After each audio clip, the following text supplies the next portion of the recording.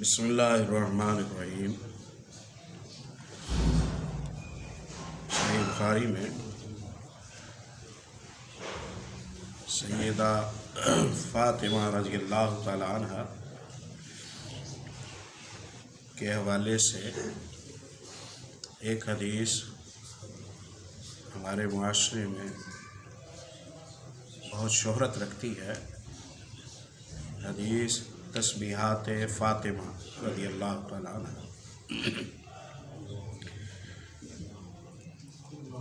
ان دنوں میں اور ان حالات میں اس حدیث کے مضامین سے استفادہ کرنا ہماری ضرورت ہے۔ بیان ہے کہ نبی کریم صلی اللہ علیہ وسلم کے پاس کچھ غلام پہنچے کسی جنگ کے مال غنیمت کے ذریعے۔ فاطمہ رضی اللہ تعالی عنہ کو غلاموں کی آمد کی اطلاع ہوئی تو انہیں اپنے گھریلو کاموں اور ذمہ داریوں کے لیے تعاون کے لیے ایک غلام کی ضرورت تھی۔ فاطمہ رضی اللہ تعالی عنہ آپ صلی اللہ علیہ وسلم کے گھر تشریف لائی۔ آپ صلی اللہ علیہ وسلم گھر تشریف فرما نہیں تھے۔ ام المومنین عائشہ رضی اللہ تعالی عنہ اور ام سلمہ رضی اللہ تعالی عنہ سے ملاقات ہوئی تو پیغام دیا کہ رسول اللہ صلی اللہ علیہ وسلم کی خدمت میں میرا پیغام پہنچا دیں کہ مجھے ایک غلام عنایت فرما دیجیے۔ چکی چلا چلا کے میرے ہاتھوں میں چھالے پڑ جاتے ہیں اور پانی کی مشکیں بھر بھر کے ڈھو ڈھو کے میرے کندھے زخمی ہو جاتے ہیں۔ یہ مشقت والے کام ہیں۔ جب تک غلام میسر نہیں تھے تو گزارا چلتا رہا۔ اب ایک سہولت میسر آ گئی ہے تو ابا جی آپ مجھے ایک غلام دے دیں، پسائی بھی کر دیا کرے، پانی بھی بھر کے لایا کرے۔ آپ تشریف لائے، آپ کو بیٹی کا پیغام دیا گیا۔ آپ صلی اللہ علیہ وسلم نے مطالبہ سن لیا، فی الفور کوئی جواب نہ دیا۔ نماز عشاء ادا فرمائی، گھر تشریف لے گئے۔ فاطمہ رضی اللہ تعالیٰ عنہ کے علی رضی اللہ عنہ کے گھر تشریف لے گئے۔ وقد اخذنا مضاجعنا، ہم بستروں میں لیٹ چکے ہیں، ابھی بیدار ہیں۔ ہم اٹھ کے بیٹھنے لگے۔ آپ صلی اللہ علیہ وسلم نے فرمایا کہ اسی حالت میں رہو۔ آپ بھی تشریف فرما ہو گئے۔ پھر آپ نے ارشاد فرمایا کہ آپ کا پیغام مجھے ملا ہے اور آپ چاہیں تو میں اس سے بہتر چیز آپ کو سکھا دوں جو آپ کے لیے غلام کے مفاد کی نسبت زیادہ فائدہ مند ہوگا۔ عرض کیا سکھائیے۔ آپ صلی اللہ علیہ وسلم نے فرمایا جب بستر پر آؤ تو سونے سے پہلے 33 دفعہ سبحان اللہ، 33 دفعہ الحمدللہ، 34 دفعہ اللہ اکبر پڑھ لیا کرو۔ 24 گھنٹے کا خدمت گزار غلام اتنا مفاد نہیں دے سکتا جتنا مفاد آپ کو یہ پڑھ کر سونے سے میسر آئے گا۔ اس پر پابندی کی سیدنا علی رضی اللہ تعالیٰ عنہ نے، سیدہ فاطمہ رضی اللہ تعالیٰ عنہ نے سفر و حضر میں، جنگ و امن میں، فقر و فاقوں میں کبھی بھی اس تسبیح کو نہیں چھوڑا۔ اس حدیث کے مضامین میں ہمیں بہت سارے اسباق سیکھنے کو ملتے ہیں۔ بیٹیاں اپنے والدین سے حتیٰ کہ اپنے عقد زواج کے بعد بھی تحائف مانگ سکتی ہیں، کوئی حرج کی بات نہیں ہے۔ خاوند کا مال و دولت میں کم وسائل والا ہونا شرعاً کوئی عیب نہیں ہے۔ اخلاقیات میں کمی ہونا یہ عیب ہے، امیری غریبی عیب نہیں ہے۔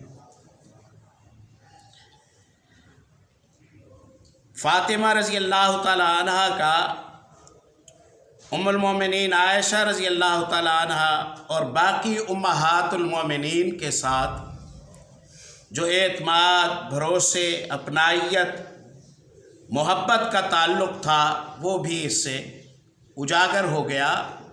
ورنہ عام طور پر آپ جب کوئی مطالبہ کرتے ہیں کسی سے تعاون کا تو آپ نہیں پسند کرتے ہیں کہ آپ کا مطالبہ غیروں تک یا دور کے لوگوں تک پہنچے، لیکن گھر کے اپنے افراد ہیں، احساس کرنے والے ہیں، محبت کرنے والے ہیں، دل جوئیاں کرنے والے ہیں، تو پھر کوئی حرج کی بات نہیں ہے، آپ اپنا دکھ سکھ ان کے سامنے بانٹ سکتے ہیں۔ آپ صلی اللہ علیہ وسلم کو پیغام پہنچا دیا گیا۔ آپ صلی اللہ علیہ وسلم نے فوری جواب نہ دیا۔ اس میں حسن الرد ہے کہ اگر آپ کسی کے ساتھ تعاون کرنے کی پوزیشن میں نہیں ہیں، اس کے مطالبے کی تکمیل کی پوزیشن میں نہیں ہیں، اس کی خواہش کے مطابق آپ کا رویہ اس کے ساتھ نہیں ہو سکتا، تو آپ کا جواب دینے کا طریقہ بہت اچھا ہونا چاہیے۔ آپ کا جواب دینے کا طریقہ بڑا مؤدب ہونا چاہیے۔ ہو سکتا تھا کہ آپ صلی اللہ علیہ وسلم فرماتے کہ جاؤ اور انہیں جا کے بتاؤ ہم نہیں دے رہے۔ ہو سکتا تھا کہ پیغام دیا جاتا کہ فلاں عذر ہے اس لیے نہیں دے رہے۔ ہو سکتا تھا کہ عذر بتائے بغیر ہی پیغام بھیج دیا جاتا۔ یہ بھی ہو سکتا تھا کہ جواب دیا ہی نہ جائے، مطالبہ کرنے والا جواب نہ دینے کو ہی جواب سمجھ لے۔ لیکن پیارے نبی صلی اللہ علیہ وسلم کا ادائیگی کا طریقہ بھی مؤدب تھا۔ سبحان اللہ، ادائیگی کا طریقہ بھی مؤدب تھا۔ جابر ابن عبداللہ رضی اللہ تعالیٰ عنہ کا تعاون کرنا چاہتے ہیں، اونٹ کے خریدار بن گئے، جابر نے اونٹ بیچ دیا، پیسوں کی ادائیگی کرتے ہوئے ایک قیراط زیادہ ڈال دیا۔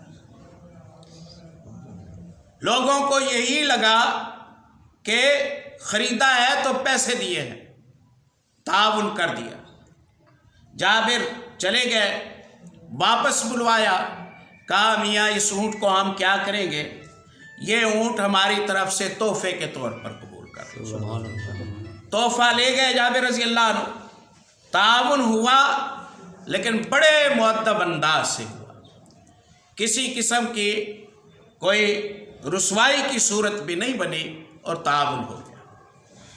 اور اگر جواب دیتے ہیں آپ صلی اللہ علیہ وسلم تو جواب میں آپ صلی اللہ علیہ وسلم کا ادب ہے، آپ تشریف لے گئے، جا کے بیٹھ گئے، انہیں ریلیکس رکھا، ان کے مطالبے کے متعلق بتایا، متبادل دیا، قناعت سکھائی، حوصلہ صبر سکھایا، اور آپ صلی اللہ علیہ وسلم نے مجبوری بیان کی، گویا دل آزاری بھی نہ ہوئی، اور اپنے جو اضافی مقصد تھا اسے بھی آپ صلی اللہ علیہ وسلم نے مقدم رکھا۔ پیغام کیا ملا؟ پیغام یہ ملا کہ اگر مالی تنگی کا شکار ہیں یا معاشی بدحالی کا شکار آپ ہو جاتے ہیں تو شکایات کرنے کی بجائے قناعت پر آ جائیں، قناعت پر آ جائیں، جتنا میسر ہے اسی میں اپنے سرکل کو ڈھال لیں اور اسی میں اللہ رب العزت سے برکت کی طلب کریں۔ یہ پیغام ملا ان لوگوں کے لیے کہ جو کسی تنگی کا شکار ہو۔ وجہ آپ صلی اللہ علیہ وسلم نے بیان فرمائی۔ آپ صلی اللہ علیہ وسلم نے فرمایا، یہ بخاری کے الفاظ نہیں ہیں لیکن شراح نے نقل کیے ہیں، آپ نے فرمایا بیٹے، صفہ کے مساکین 2 ٹائم کے کھانے کے لیے بھی پریشان ہیں اور ہم اپنے گھریلو خدمات کے لیے غلاموں کو اپنے پاس ذاتی خدمات میں رکھیں، مجھے یہ بات ٹھیک نہیں لگتی۔